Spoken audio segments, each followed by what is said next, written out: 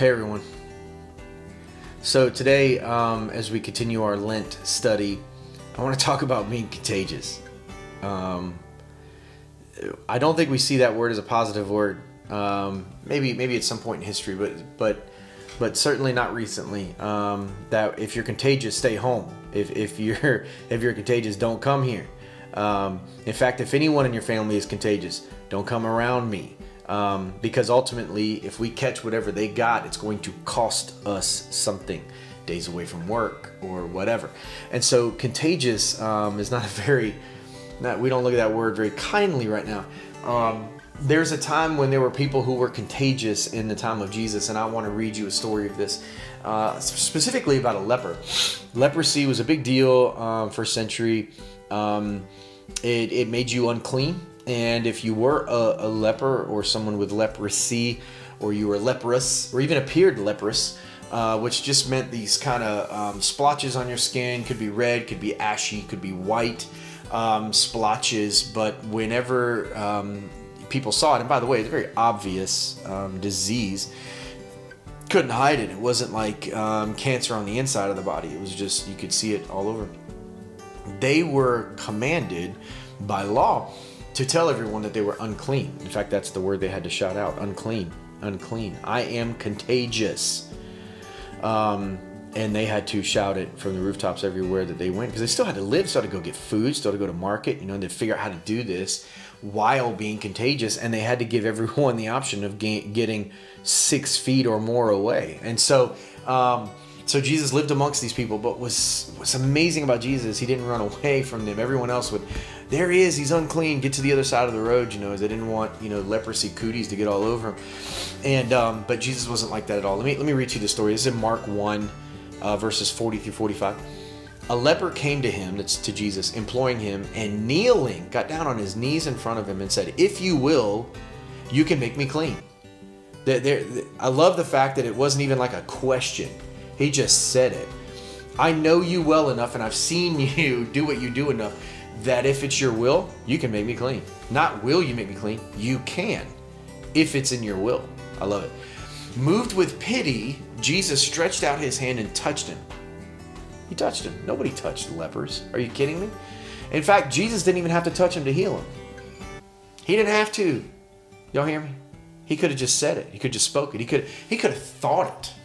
I mean, he didn't have to do anything. But Jesus wanted to prove a point. That whatever this leper had, Jesus wasn't bothered by it. So he reached out, he touches him, and he says, "I will it, be clean." And immediately the leprosy left him, and he was made clean. And Jesus sternly charged him and sent him away at once, and said to him, see that you say nothing to anyone, but go, show yourself to the priest, and offer your cleansing that Moses commanded for proof to them. But he went out and he began to talk freely about it and spread the news, so that Jesus could no longer openly enter town, but was out in desolate places, and people were coming to him from every quarter. So the deal is, he's like, hey, listen, I'm going to heal you. I will it. Totally cool. You're going to be healed from this. Not contagious anymore. But don't tell people I did it, because if you do, you're going to shut the doors for me, and I won't be able to talk about it. So go ahead. You're clean now. Go to the priest, get your certification that you're all cleaned up and ready to go, and you can go back into society, and you can go worship at the temple, and you have all the rights of being clean. But don't tell everyone I did it, because then you're going to shut down what I'm able to do. And the guy just couldn't keep it in, man. Because I wonder how long it had been since anyone had touched that guy. Like, when was the last time he had a hug? When was the last time even his mama, his wife, his kids, we don't know. But I mean, you imagine how lonely that must be, and how scared, pitiful he must feel, that he had a label, that he was filthy everywhere he went. I'm unclean. I'm contagious. Stay away from me. Parents would grab their kids and yank them away. Don't get near that person. I mean, wow. What a way to live. Jesus is like there. He gets down on his face in front of him. If you will it, you can heal me. Jesus is like, I will it. You're clean. Don't go tell nobody. except for the priest, so that you can go do what you need to do. He tells everybody Jesus. Then he has to do other things. He figures it out. Not a big deal. But the guy just couldn't keep it in. Here's another thing. Jesus can't catch what you got. You hear me? This is so big. Jesus can't catch what you got. He is always willing to touch the disgusting person, the broken person, the hurting person, the sick person, the leper, the unclean. And you know what? He can't catch it. He ain't going. You can't make him sick. You can't make him filthy. You can't make him dirty. Nothing you have transfers to him, but everything he has transfers to you. I mean, that is amazing. So what do you got that you got to give to him? What is the label you've been giving yourself? What parts of your life are you like, I'm unclean? I'm unclean. And maybe you don't announce it out loud, but man, it yells in your brain. It screams at you. That addiction, that problem, that thing that maybe no one knows about. And in your head, man, you're unclean, you're filthy.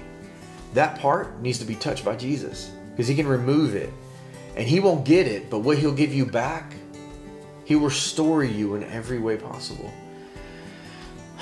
So what is it, man? What is it?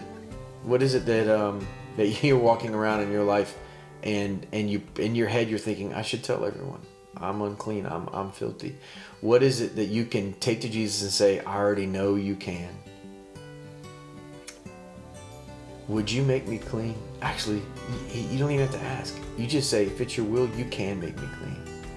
And you never know what might happen with that kind of faith. It says here that Jesus was moved with pity for him. You know, he's moved with pity for you.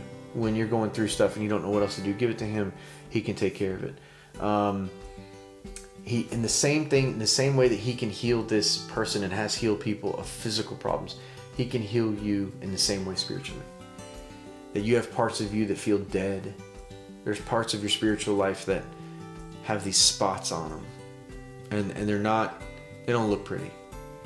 But you can give them over to him, and he'll cleanse all of that and make you feel whole again. Make you feel like you are one again. Like you're worthy again. And you are worthy. You are. So what is it that you need to give over to him?